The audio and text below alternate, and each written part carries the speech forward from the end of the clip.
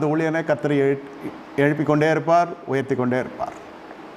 இந்த பெண்மணி முன்னுக்கு வந்து உண்மையை சொல்லுகிறார். முன்னுக்கு வர வேண்டும் என்றால் உண்மையை சொல்ல வேண்டும் என்ற எண்ணம் இருக்க வேண்டும்.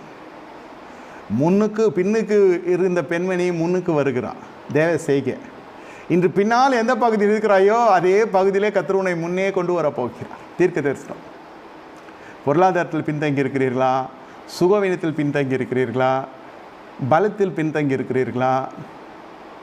சமூக ரீதியாக, குடும்ப ரீதியாக, பொருளாதார ரீதியாக, உறவின் ரீதியாக, இல்லறத்தின் ரீதியாக, ஆவிக்குரிய ரீதியாக தேவ சமூகத்தில் எங்கே இருக்கிறீர்கள்?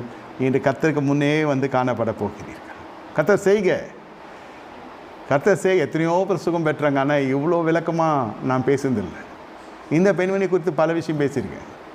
ஆனால் இந்த மாதிரி ஒரு ரெவலேஷன் கர்த்தர் இன்றைக்கி தான் கொடுத்துருக்கார். கர்த்தர் உங்களை ஆசீர்வதிப்பா. கண்களை மூடி கர்த்தர்